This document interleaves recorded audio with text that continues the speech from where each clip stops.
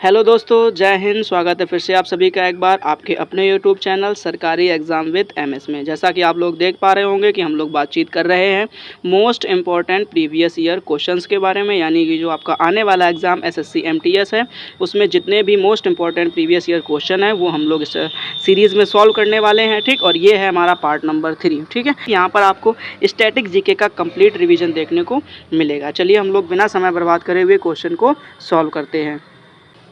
चलिए देखिए, ये हमारा क्वेश्चन नंबर 51। इससे पहले हम लोग 50 क्वेश्चंस को सॉल्व कर चुके हैं। ठीक है, पढ़िए ज़रा ध्यान से। कह रहा है 2011 की जनगणना के अनुसार भारत का जनसंख्या घनत्व कितना है। ठीक, तो आपको ध्यान रखना है कि जो भारत का जनसंख्या घनत्व है 2011 की जनगणना के अनुसार वो है आपका 382। ठीक, यानी ऑप्शन नंबर सही है आपका सी, 382। ठीक है, चलो देखते हैं नेक्स्ट क्वेश्चन। नेक्स्ट क्वेश्चन हमारा दिया गया है, कह रहा है राष्ट्रीय शहरी स्वच्छता नीति किस वर्ष शुरू की गई थी। ठीक, तो आपको ध्यान रखना है, आपका ऑप्शन नंबर बी सही है। ठीक, 2008 में। ठीक है, देखते हैं हम लोग नेक्स्ट क्वेश्चन।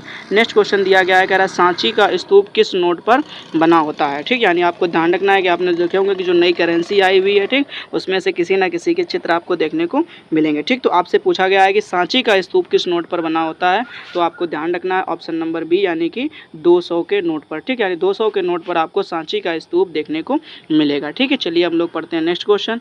नेक्स्ट क्वेश्चन हमको दिया गया है, कह रहा है क्या कि किस बंदरगाह का नाम बदलकर दीनदयाल बंदरगाह रखा गया है। ठीक, तो आपको ध्यान रखना है ऑप्शन नंबर सी, यानी कि कांडला बंदरगाह। ठीक, यानी कांडला बंदरगाह का नाम बदल करके दीनदयाल बंदरगाह रख दिया गया है। ठीक है, चलिए हम लोग पढ़ते हैं नेक्स्ट क्वेश्चन। नेक्स्ट क्वेश्चन दिया गया है, कह रहा है क्या ग्रेट बैरियर रीफ कहाँ पर स्थित है। ठीक है, जो ग्रेट बैरियर रीफ है वो कहाँ स्थित है, तो आपको ध्यान रखना है ऑप्शन नंबर बी, ऑस्ट्रेलिया। ठीक, यानी जो ग्रेट बैरियर रीफ है वो ऑस्ट्रेलिया में स्थित है। ठीक है, चलिए देखते हैं नेक्स्ट क्वेश्चन। नेक्स्ट क्वेश्चन कह रहा है क्या कि अगरतला किस राज्य की राजधानी है। ठीक, यानी जो अगरतला है वो किस राज्य की राजधानी है, तो आपको ध्यान रखना ऑप्शन नंबर ए, त्रिपुरा, यानी कि जो अगरतला है वो त्रिपुरा की राजधानी है। ठीक है, पढ़ते हैं नेक्स्ट क्वेश्चन। नेक्स्ट क्वेश्चन दिया गया है, कह रहा है कंप्यूटर के क्षेत्र में VOIP का फुल फॉर्म क्या है। यानी जो कंप्यूटर से रिलेटेड आपको एक वर्ड दिया गया है VOIP, तो आपको इसका फुल फॉर्म बताना है। ठीक, तो इसका ऑप्शन नंबर सही हो जाएगा ए, वॉइस ओवर इंटरनेट प्रोटोकॉल। ठीक, वॉइस ओवर इंटरनेट प्रोटोकॉल। चलिए देखते हैं नेक्स्ट क्वेश्चन। नेक्स्ट क्वेश्चन हमारा दिया गया है, कह रहा है खमसिन स्थानीय हवा किस देश से संबंधित है। ठीक, यानी जो खमसिन स्थानीय हवा है वो किस देश से संबंधित है, तो आपको ध्यान रखना ऑप्शन नंबर बी, यानी कि मिस्र। यानी ये जो खमसिन स्थानीय हवा है वो मिस्र से संबंधित है। ठीक है, चलिए देखते हैं नेक्स्ट क्वेश्चन। नेक्स्ट क्वेश्चन हमसे कह रहा है कि अंतर्राष्ट्रीय जनसंख्या दिवस कब मनाया जाता है। ठीक, तो आपको ध्यान रखना ऑप्शन नंबर सी, यानी कि 11 जुलाई। यानी अंतर्राष्ट्रीय जनसंख्या दिवस जो है वो 11 जुलाई को मनाया जाता है। ठीक है, चलिए देखते हैं नेक्स्ट क्वेश्चन।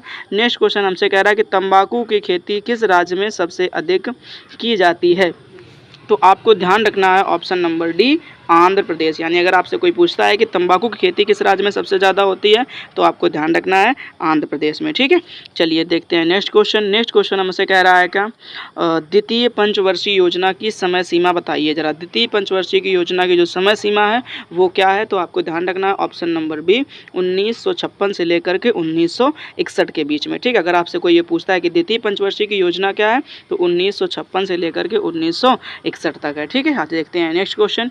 नेक्स्ट क्वेश्चन हमसे कह रहा है क्या कि रोहतांग दर्रा किस राज्य में है। ठीक है, यानी जो रोहतांग दर्रा है वो किस राज्य में है। ठीक, तो आपको ध्यान रखना option number B, Himachal Pradesh. ठीक, यानी जो रोहतांग दर्रा है वो हिमाचल प्रदेश में है। ठीक है, चलिए देखते हैं नेक्स्ट क्वेश्चन। नेक्स्ट क्वेश्चन कह रहा है कि 2011 की जनगणना के अनुसार केंद्र शासित प्रदेश में सबसे अधिक लिंगानुपात है।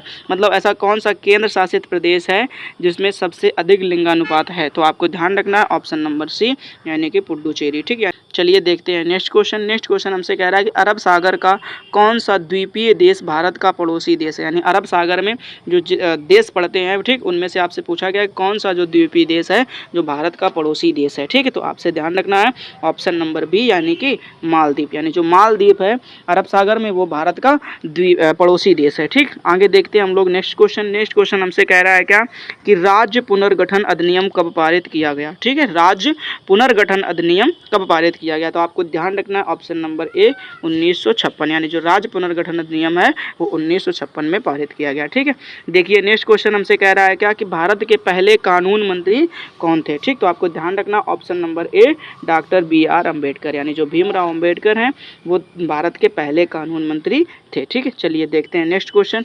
नेक्स्ट क्वेश्चन हमसे कह रहा है कि सिंधु घाटी का रोपड़ स्थल किस राज्य में है? सिंधु घाटी का रोपड़ स्थल किस राज्य में है? तो आपको ध्यान रखना ऑप्शन नंबर सी, यानी जो सिंधु घाटी सभ्यता थी उस समय जो एक रोपड़ नाम की जगह हुआ करती थी वो जगह कहाँ पर है? तो इस समय पंजाब में स्थित है। ठीक है, चलिए देखते हैं नेक्स्ट क्वेश्चन। नेक्स्ट क्वेश्चन हमसे कह रहा है क्या संथाल किस राज्य की प्रमुख जनजाति है? यानी जो संथाल है वो किस राज्य की प्रमुख जनजाति है? तो आपको ध्यान रखना ऑप्शन नंबर बी पश्चिम बंगाल। ठीक, यानी जो संथाल जनजाति है वो कहाँ की है?